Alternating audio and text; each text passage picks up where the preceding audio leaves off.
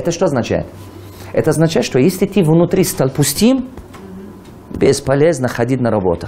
Бесполезно кредит брать. Бесполезно бизнес открыть. Бесполезно. Самый главный ресурс – это твое внутреннее состояние. Как ты управляешь вот это в твоем эмоциональном состоянии. И самое главное – трудный период жизни. Когда ты сталкиваешься с неожиданными вещами. Я заметил одну интересную вещь. Почему с этого всегда начинаю свой семинар-тренинг? Главный ресурс вот это. Потому что я же изучал жизнь многих лидеров, разные направления жизни. И это понял. Брюс Ли стал благодаря этого мировым человеком. Понимаете, вот Дональд Трамп, когда был в долгах, благодаря этому вырвался. Благодаря этому многие люди из бедности. Коко Шанель выбралась из бедности благодаря этому. У нее не было никакого шанса стать тем, кем она есть. Она выбралась из этого все благодаря этому. А почему мы... А теперь самое главное. Но вы же не можете мне сказать, что его у меня нет. Вам Бог давал его? Может быть, у вас нет $1 000 000. Но у вас есть выбор, в каком состоянии смириться. Так же, она у нас у всех есть. Его надо выращивать. Например, дай мне таблицу эмоциональной шкалы. Например, есть состояние норма. Я очень хочу, чтобы вы это хорошо усваивали. Есть состояние норма. Состояние норма. Вот это состояние норма, это у всех людей, вот нормальные люди находятся в этом состоянии. Предприниматель должен быть ненормальным. А вы знаете почему? Потому что вы берете ответственность за поступка другого человека. Гарантируете результат работы другого человека. Это надо быть реально ненормальным. Предприниматель берет на себя намного больше заботы, намного больше ответственности, намного больше риска по сравнению с обычным нормальным человеком. Теперь смотрите, состояние ниже нормы, вот это состояние. Сомнения, волнение, депрессия, страх, смерть. Вы видели такие ходящие трупы? Еле ходят. Иногда, когда человек долго попадет, кризисы и так далее, вот так ходит. Он потеряет вот это состояние. Теперь внимание. У вас каждую минуту будет причина попасть внизу. Это нормально. В нашей жизни без проблем не бывает, гладкая жизнь не бывает. Если вы занимаетесь бизнесом, вы гарантированно у вас есть проблема. Вы думаете, у меня нет? Я каждый день сотни раз эта проблема есть. Задача вообще в бизнесе, путь к успеху, это каждый день решать проблемы.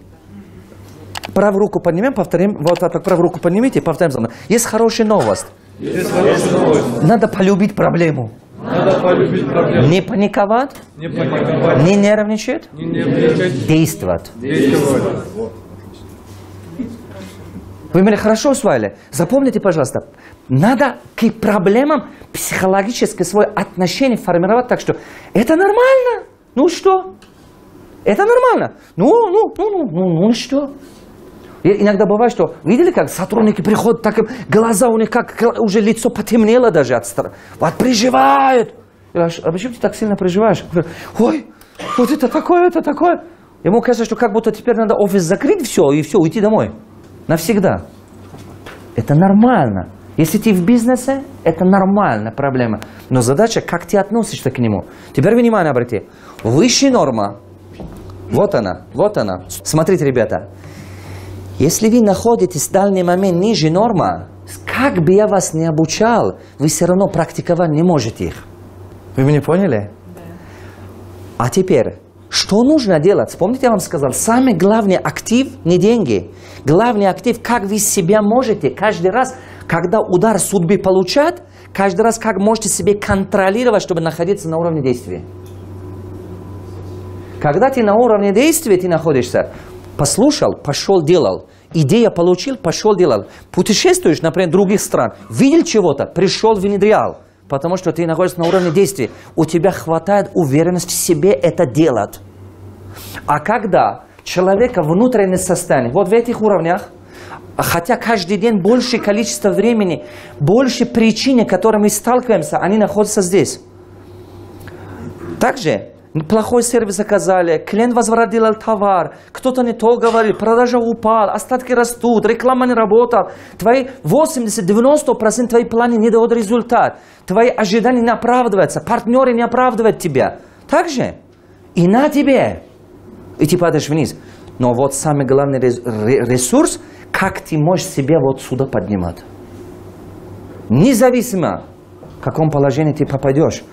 Поэтому, дорогие мои, как бы не ударит вас жизнь, научитесь управлять своим внутренним эмоциональным состоянием. Я вам скажу, как я это делаю, я сам. Я был в долгах, денег не было.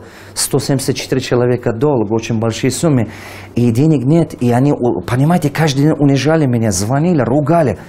И однажды чего-то произошло с моими мозгами. Я понял, мне это надоело просто. Надоело унижаться, надоело спрятаться, надоело отключать телефон и убегать, телефон поменять. Просто надоело. Я сказал, нет. Я просто принял решение изменить все. Секрет в том, что ваше эмоциональное внутреннее состояние зависит от того, какое решение принимаете вы. Если вы принимаете решение, что нет, я это сделаю, я это бизнес делаю, ваш мозг начинает искать план, как справиться с этой задачей. Но если вы не определяетесь, вы начинаете переживать, если вы начинаете грустить, это состояние, сама ситуация начинает морально давить на вас. Она становится тяжелее, тяжелее, тяжелее. И потом поскольку она морально давит на вас, успех от чего зависит? От решения, которое вы принимаете. А вы начинаете принимать ошибочные решения. А каждое ошибочное решение следует с собой дополнительная проблема. Так же? Она же потом, как паровоз, возит дополнительные трудности. И раньше была одна проблема, хуже стал. Например, нанимал не того человека. Теперь он еще двойной хуже сделал. Брал дорогие долги. Думал, что верну, не получилось. Не то технологию купил, не то оборудование принес. Дорогой площадь арендовал. Теперь не знаешь, зачем это делал. То есть дополнительные затруднения сам себе тащишь. Вот она проблема где. А на самом деле корень всего этого – твое внутреннее состояние. Кто меня понял? Твое внутреннее состояние. Это потом приводит к хронической усталости. Первое, с чего начните, пожалуйста, если хотите реально добиться бизнеса успеха, и неважно даже любом, ход политики, ход чего-либо. Кто из вас замечает? Я сейчас тщательно изучаю Путина. Потому что, наверное, за последние ближайшие 20-30 лет ни один президенту не пришлось так трудно, как ему.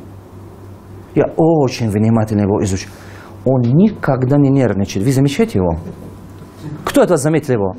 У него голос никогда не дрожит даже. Он разговаривает, как будто все идеально. Кто? Вы хоть раз заметили?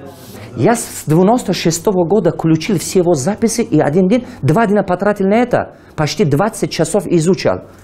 Как он смотрел, взгляд не меняется. Это вот почему он держит Россию.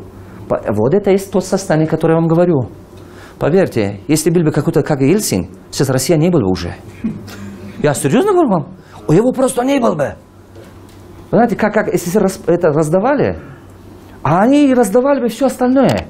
Там же, а что такое Россия? Много маленьких автономных республик, 13 или сколько там их. И не дай бог, вы знаете, не дай бог, в любом направлении, хоть в политике, хоть там, не знаю, в бизнесе, хоть там, не знаю, любое мастерство какое-то уровня, вот это самый главный ресурс.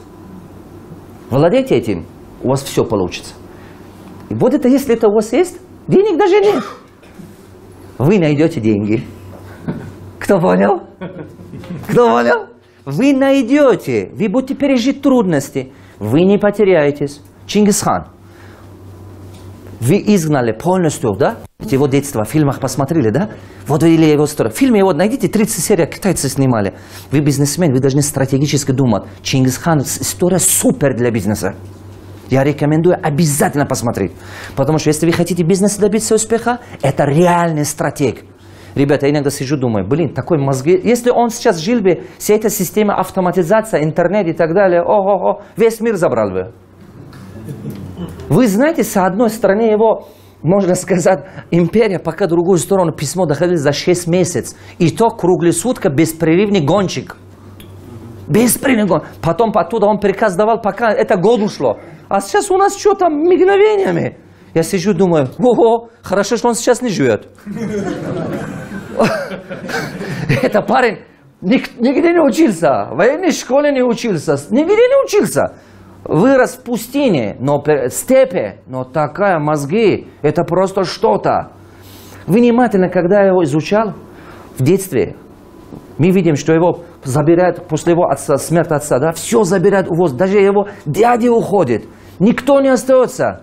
Одна его мама, и вот это все там, и в степи жить, это почти нереально. И он выживает просто. И потом, особенно, когда он в бегах, это вообще что-то. Он всего 13-14 лет в бегах, потом же его хотели убить же. Он бег, это что-то, выжил. Вот это помогает человеку. Заново он стал ханом и владел столького, только потому, что у него было вот это. Я могу объяснить? Это дороже денег. Это дороже всего, чего у вас есть. Если вы потеряли деньги, не отчаивайтесь. Бог с ними. Пусть уйдет. Если вы потеряли что-то, не переживайте. Один клиент ушел, ладно, другой придет, не переживайте. Самая беда, если вы потеряли себе. Если вы себя потеряли, деньги не помогут. Ничего не помогут. Поэтому, конечно, вот это уровень бизнесмена. Вот здесь, вот здесь. А если вы сюда дойдете, дай мне следующее. Это уровень уже высоко уровня духовные люди.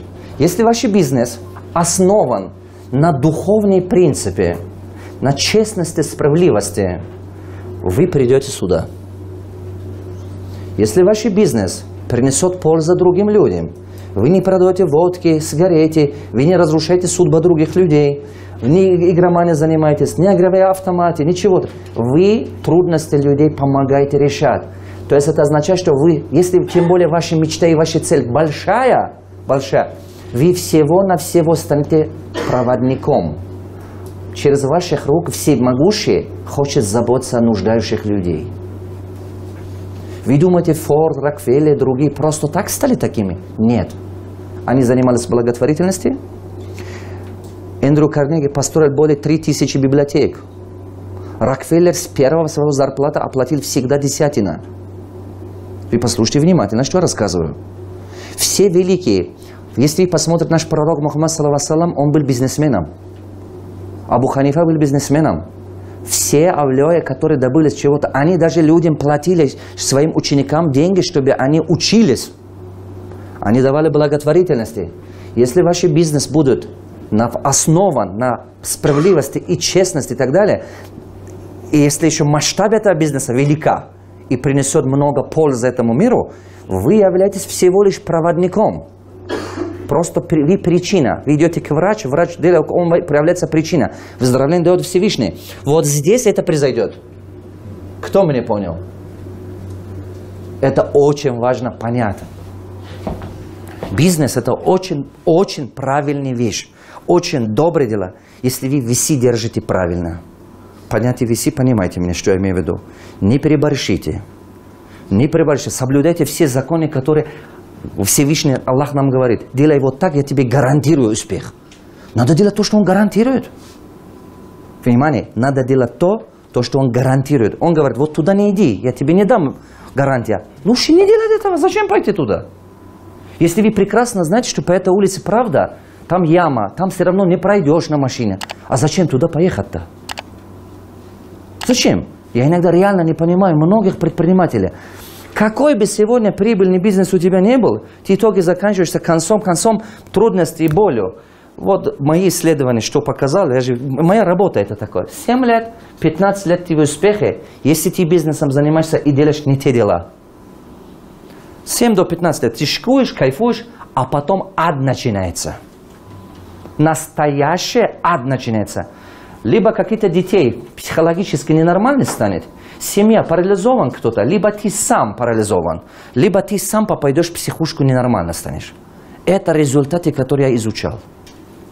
Я изучал сотни разных людей, ребята. Вы можете эти вещи верить, делать, можете не верить. Это ваш выбор. Но я как ученый рассказываю из судьбы людей, которые начали посмотреть.